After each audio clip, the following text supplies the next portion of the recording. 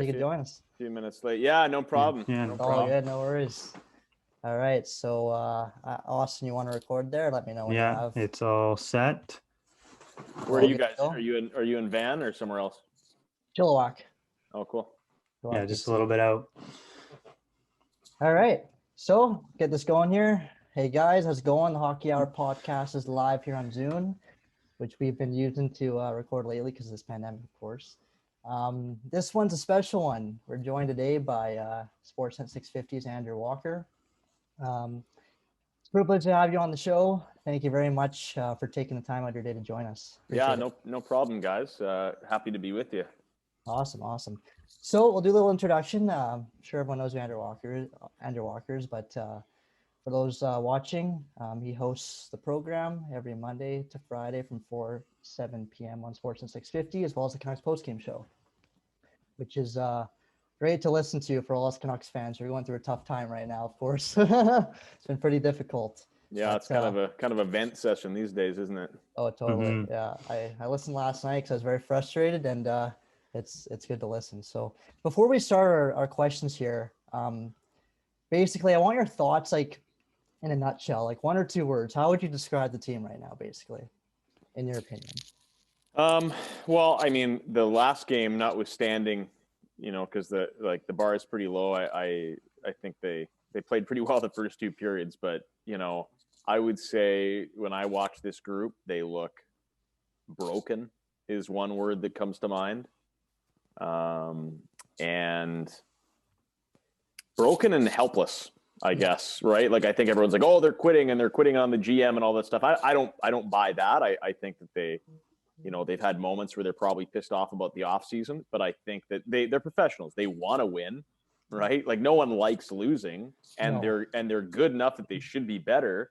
So they're helpless right now. That's kind of the feeling that I take anyway. Yeah, I agree. My word is abysmal. That's what I would use. That abysmal. fits. That works too. So we'll start with the first question here. Before we begin, though, I don't want this to be like an interview. I want it to be more of a discussion type thing. Sure. But despite COVID measures, like, is it possible for a team to look this bad unless there's like a clear disconnect between the coach and GM with the players?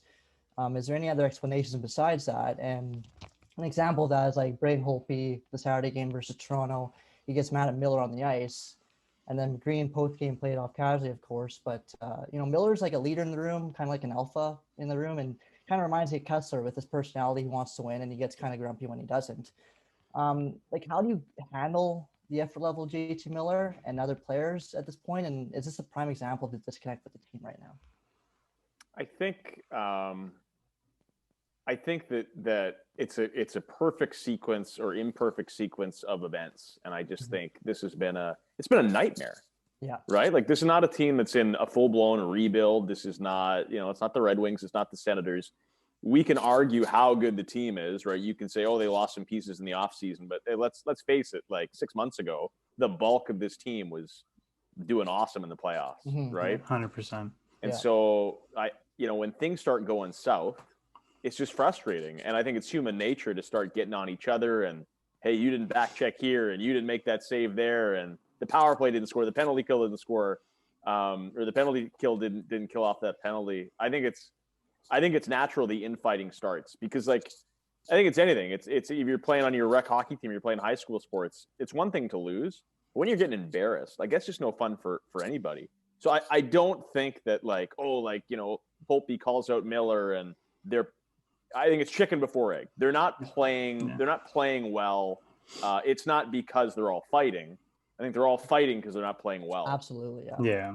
100%. And I mean, realistically, we do have a sense to be a little bit impatient. Our market's not the most patient in hockey. I mean, even I try to be patient, and that's being hard right now. So it's definitely, everyone wants to point the finger. We all want to have someone or an answer to what's wrong. And like you said, it's kind of a chicken before the egg sequence right now. You want the smoking gun, right? You want to be able to say, like, and it's tricky because people are like, well, it's, Louis Eriksson, and you go back to that, and it's like, man, like, listen, that's bad money and that's a bad contract, but we've known about that for You're years. past it, yeah. Yeah, they went to, they almost went to the conference final last year, and Louis Eriksson was a thing. They're not losing these games because of Louis Eriksson. Like, that hurts the franchise in the long term, but it's not that smoking gun, right? Everyone wants that. Everyone wants the smoking gun, and this is exactly why they're struggling. And the truth is, like, none of us have the answers to that. It's they're losing games. They're losing games really badly, and they're losing games really badly to players they let go that because of the pandemic they're playing every freaking night. And not only that, you're not losing to Florida. You're losing to the Leafs. You're losing to the Flames. You're losing to these fan bases that are going to give you a hard time on Twitter after the game. It sucks. And you know what? Like, it was going to happen to somebody when we were doing the season previews. It was like, you know what? I said, I feel bad for the one market because the Ottawa's out. We know that. But there's 6 other teams, and all these other teams feel they should be in the playoffs. And one of these 2 of the teams are going to miss, and one of them is going to miss and hate life. And then you wake up and you're like, oh, God, it's us. It's Vancouver. And it sucks because we're supposed to be taking a step ahead this season. Like, we're supposed to be, like, even the management's like, we don't care what happened in the offseason. We lost Markstrom. We want to make the playoffs. We want to improve. And now we're seeing this. And it's like, we were set up for, an improvement this season and to continue with success in the bubble. And now it's like worse than last season before the bubble. Well, I think even for you guys as fans, like, I think you guys are smart enough to be like, okay, listen, we're not playing well. If you don't get off to a good start, you're done anyway. It's 56 games. We can't go to the rink. It's 1 year chopped off of Eriksson and Beagle and Roussel and whatever. It's not the end of the world if the Canucks aren't like the best team in the world this year. Not the end of the world. We'll get them next year. I think that's fair. But with the way this is going, I think the worry for a lot of people is like, okay, I'm willing to sacrifice this year, but this is so bad. Like, what if Miller doesn't want to be here? What if Hughes, isn't that good? What if Pettersson is like a really good 2 center? I don't think those things are true, but like right now, all bets are off because they look so bad. They look so bad.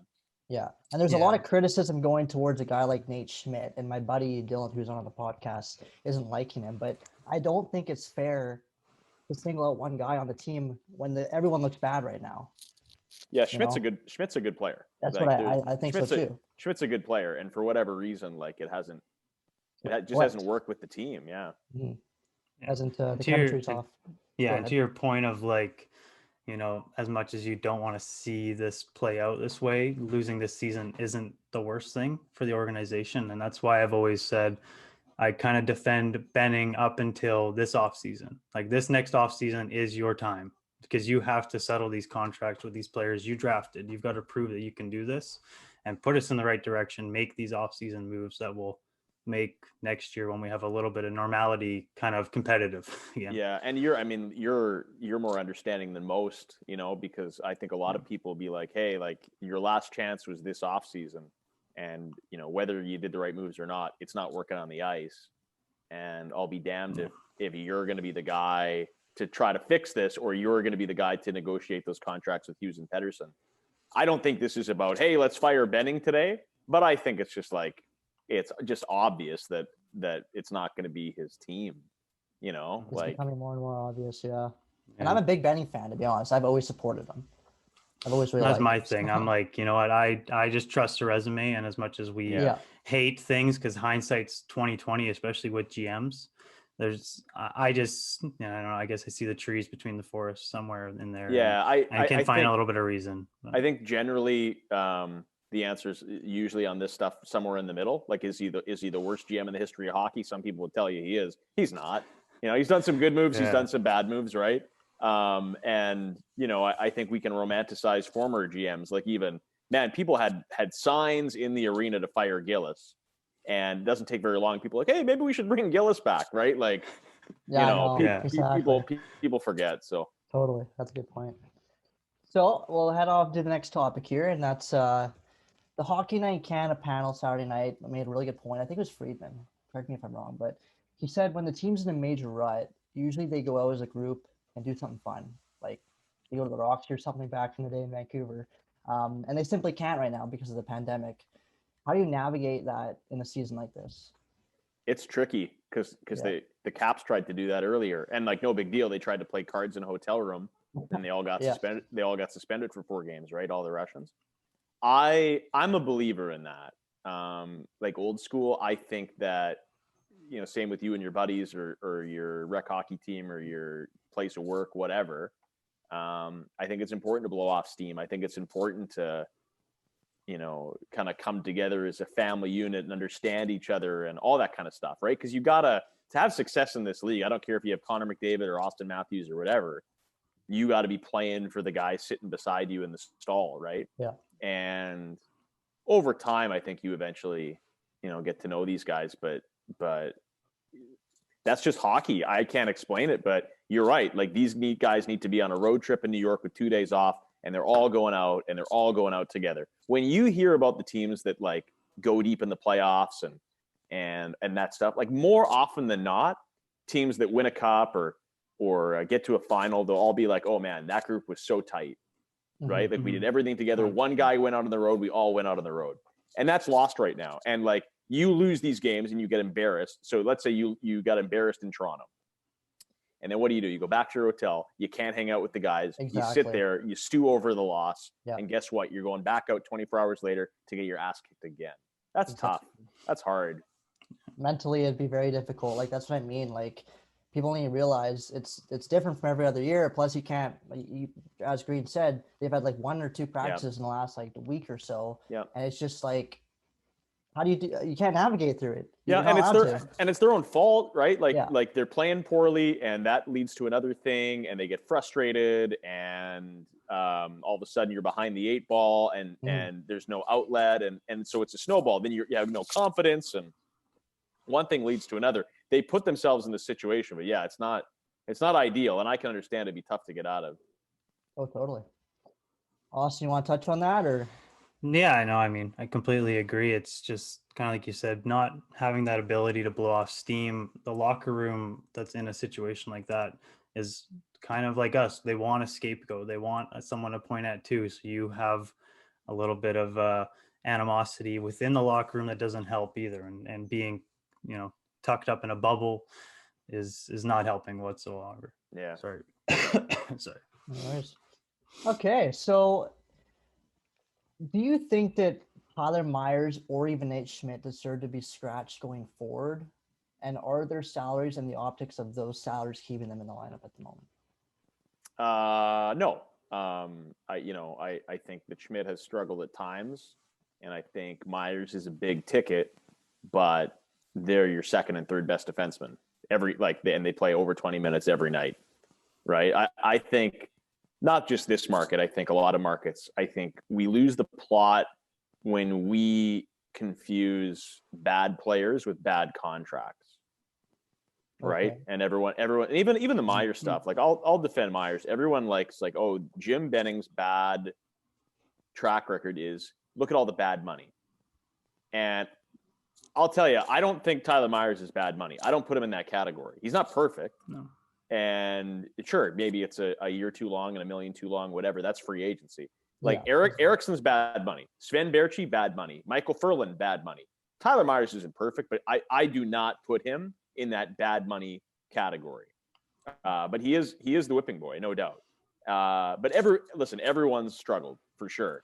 And whatever it is about Myers, I think he's, he makes a mistake and people love to jump on him. And we look the other way when Quinn Hughes makes a mistake. But no, Myers and Schmidt, that's just, if you scratch one of those guys, you're just voluntarily making your team worse, right? So. And even the thing last year, I've always liked Schmidt. I keep saying, give the guy a chance. He's on a team that's struggling right now. It's not fair to blame him. But last year, Myers, analytically, he was our best defenseman, actually.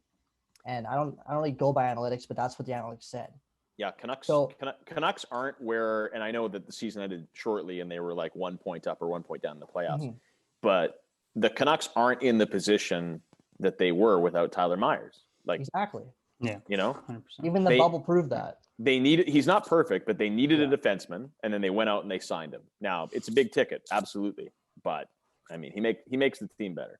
You're not going to get a perfect contract in free agency. It just won't happen. No. Go ahead, And I Austin. guess my thing is I agree with most of that. My only thing about Schmidt is seeing him struggle so much, even though we've paired him with almost everyone we've been able to in the lineup, and then seeing somebody like Ulevi, who I have praised for a long time, and I just want to see him play, especially when I see him help Myers play his best game, and then we're able to actually have a cohesive unit on defense for once.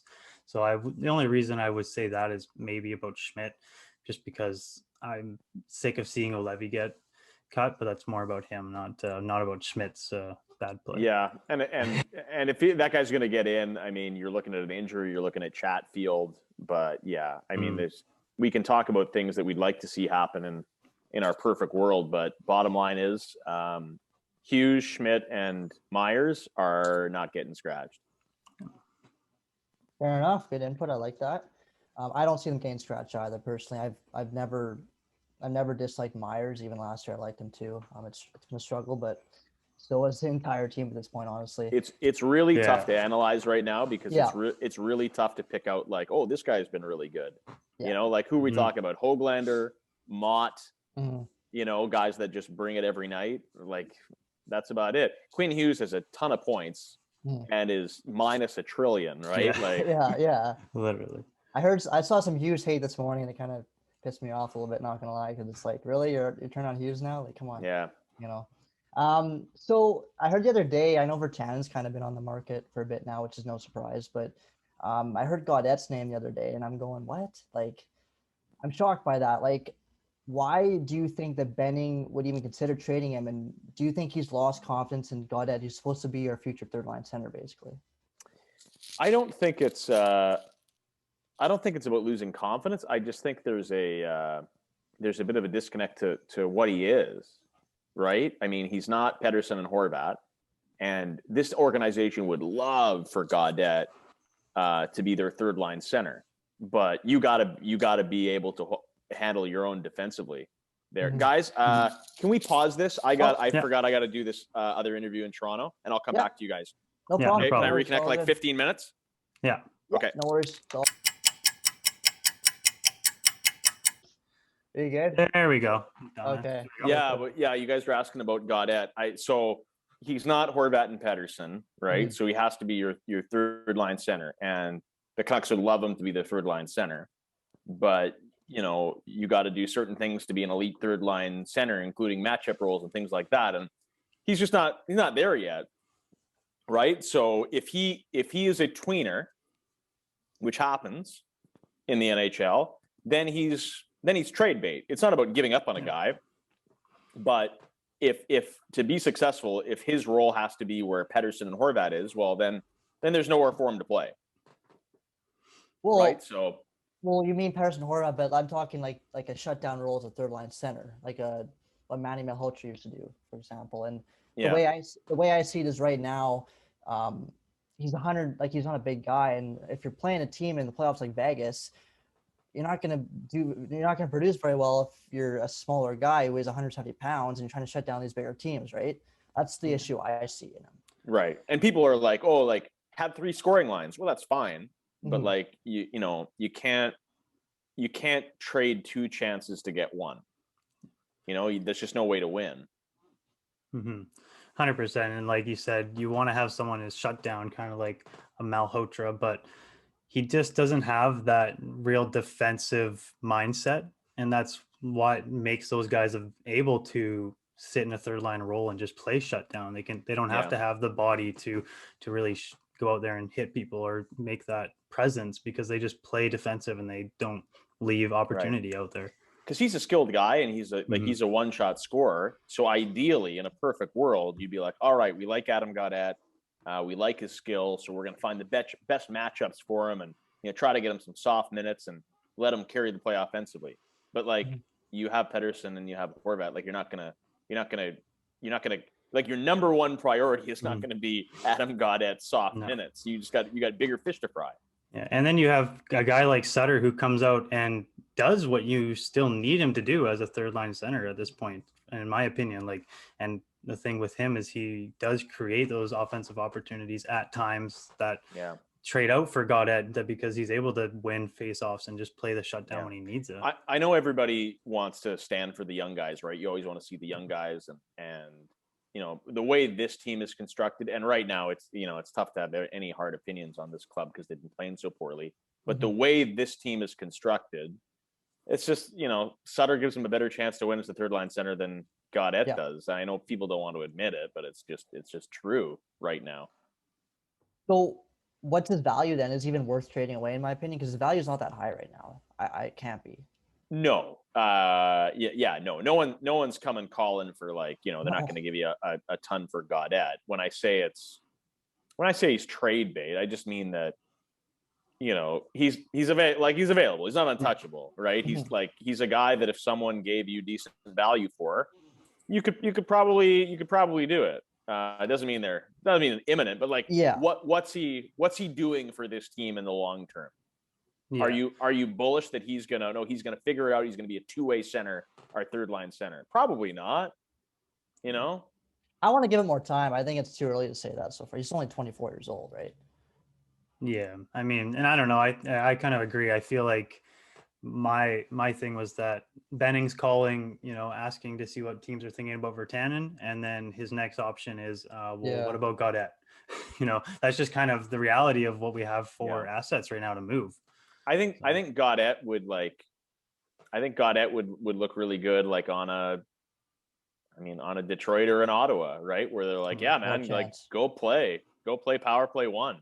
But it's just like, it's not going to happen here. Do you think there's any way you do a Bennett and Gaudette deal somehow? I wouldn't do that. I just thought about that. I don't know. Like, I wouldn't. No way. I do Gaudette for Bennett. I would do Gaudette for Bennett.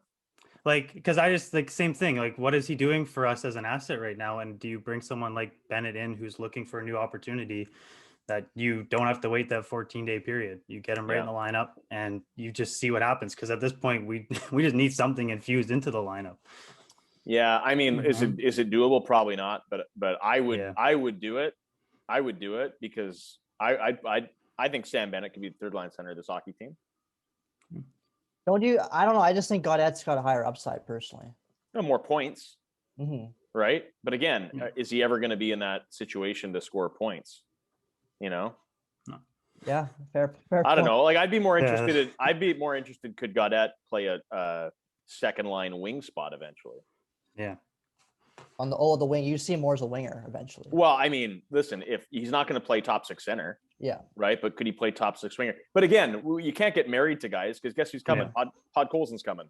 Yeah. Right. So that's true. 100%. I just don't like the idea of trading a guy who's young while his value isn't as good as it can be. And he ain't that young.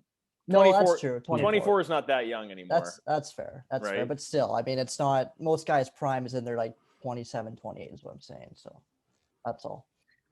So basically last night versus the Leafs, I kind of noticed for the first 40 minutes, we actually played a pretty good hockey game, like pretty structured, very defensive. And I was like, wow. But then the third period went away. Was that because, for one, the Leafs woke up, and two, how come we don't play like that more often? Why is it so inconsistent? Because we can play that way. We're capable of it. I think this team has a lot of skill. Like, even now, they score goals. That's not the issue, right? Yeah. I think they got this idea that, hey, if we get a couple big saves, we can win every game 5-4, 5-3. Like that's our style. Let's play to it.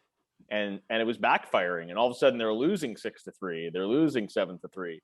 So, you know, they really tried to commit to that to the first two periods. Now, I want to give some credit to the Canucks, but I don't think the Leafs gave a shit. Like, right? Yeah. They just thought it was going to be easy, and they sleptwalked through the game. And the Canucks took advantage, right? The Canucks are the better team. Freddie Anderson saved their bacon.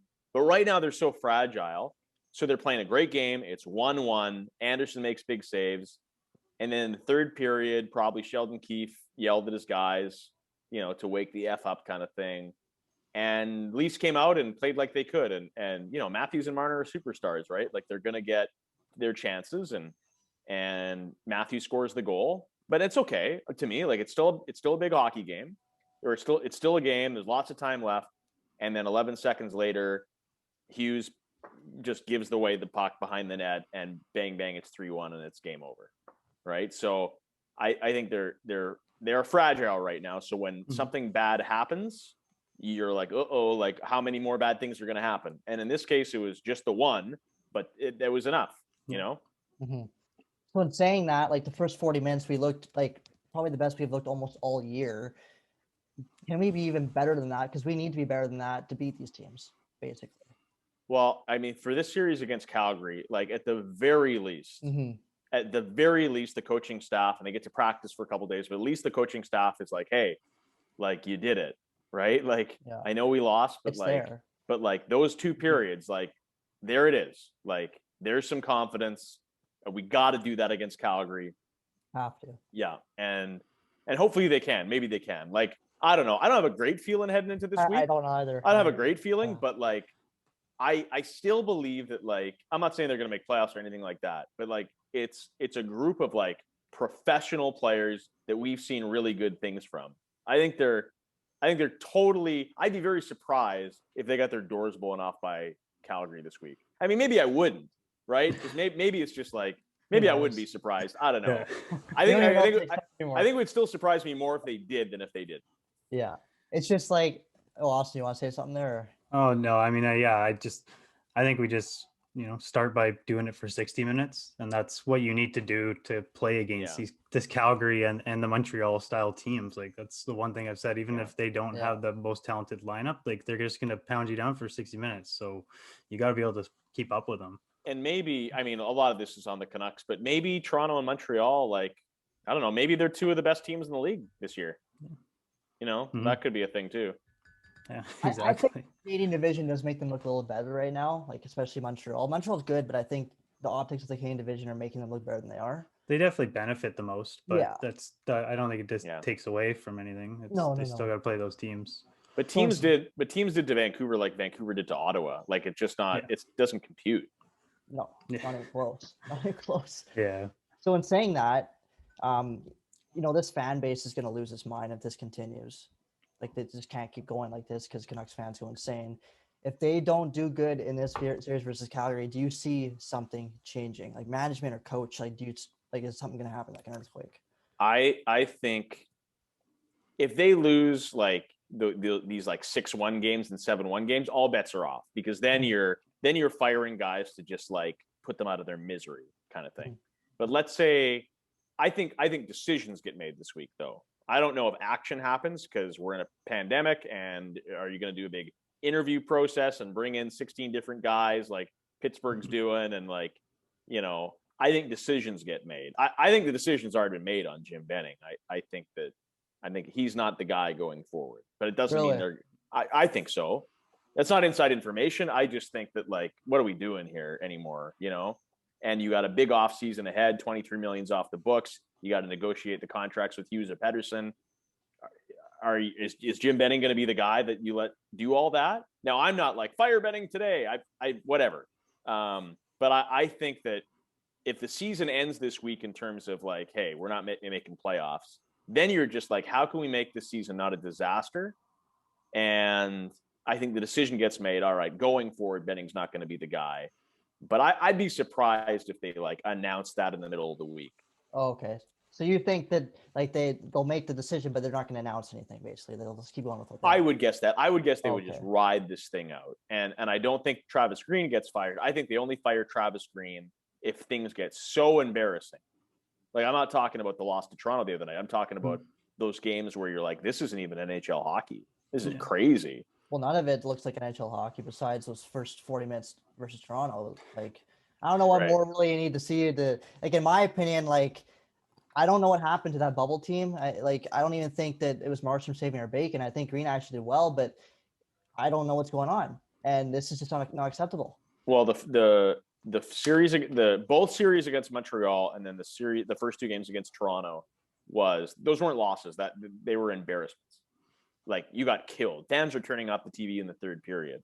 Like it wasn't even competitive. Guys were quitting, right? That's how you get coaches fired. Yeah. So my question would be, is this Green's team in the future? I know you said you don't think it's Benning's, but do you think even maybe beyond this season? I like Travis Green. I think he's a good coach. I don't know if he's lost his room. right? That's not up for me to decide. Mhm. I think good coaches get fired all the time, and then good coaches go on to coach other good teams and have success. I like Travis Green. I want him to be the guy here. If they fire Jim Benning, new GM comes in, then he has to make the decision on the coach. 9 times out of 10, they're bringing in his own guy. Travis Green didn't get a contract extension this year, which was kind of stupid, but all of a sudden he's lame duck. So, I mean, Travis Green is, listen, he is, what's the word? He is, he's the, I want to say in danger, but he is, Hot seat. yeah, he's, man, I'm good with words. I can't even think of it. I don't want to even say he's in trouble. He's at risk for sure. Yeah. I mean, that's pro sports. That's pro sports. Well, one thing I'll say is his post-game conference Saturday night versus Leafs. I don't mean to keep going back to him. It's just I've never heard a coach sound so out of answers, and like his voice was quivering. Like it sounded like he thought something was going to happen with his job. Almost, it did. It did. Oh, what word did I use off the top? You asked me to describe the Canucks. I said helpless. I'm sure that's how he feels. Yeah. I'm sure he's out of answers. Yeah. And at least like look at the straws we're grasping onto. Mm-hmm. Like they played a really 2 good periods and outshot the Leafs 27-7. You have to use that to build on. But again, it all comes down to this week. Yeah. If we see a team that competes and wins a couple games, I don't think they're going to make playoffs. But if we see a team that competes and wins a couple games and has like good games against Calgary, and then we can all feel better about this team. And if they just get their doors blown off, just all bets are off, you know? Yeah. Can't wait till Markstrom gets 3 shutouts in 4 games versus us. Could happen, man. Not impossible. Yeah. Louis Domingue might get a shutout. I thought he was there. Yeah, you're right. Well, I don't know. I'm not so much a Travis Green guy. I never really had known much about him. Vulnerable is the word I was there you go. for. That's a good God one. Damn it. He's vulnerable right now? Vulnerable, yes. He's vulnerable. He's showing vulnerability. Yeah. 100%. It's been a long day. Yeah. No kidding. Fair enough. But I don't know. Just to me, like you said, this week is going to say a lot because for me, I understand, like we said, the decisions that Benning has made, it's all hindsight's 2020. But when you see the lineup not able to execute even on a daily basis or even like per period basis, that's where I start to look at who's the leader in the locker room. There's no one really stepping up right now. Those guys are not seeming to hold their own. And then that's where a coach needs to be the presence. And if maybe, like you say, for someone, he might have lost the locker room and that's reality, but you got to get a way to motivate those guys to be able to play. That's just all and I haven't been able to see that except for that 40 minutes. And that's why it's just been like, give him 2 or 3 more young players that are going to look good and one more free agency. It's like, does this team look that much different? Even though I guess now I'm thinking in my head, well, I did see them play a whole lot differently in that playoff series. So am I just seeing the low for the low and not really giving it fair game? I mean, it's been really bad. I'll go to the grave, like saying that I know people, lost some key players here, but this team and they're 17 guys deep on the ice or 19 guys deep on the ice. This team is not that different from the team that almost got to the conference finals, right? They swapped Schmidt for Tanev, and you can prefer Tanev if you want, that's fine. But Schmidt's a good hockey player, like no matter what. You swapped Markstrom for Demko and Holtby. Sure, downgrade, sure. Is that going from NHL to AHL goaltending? No.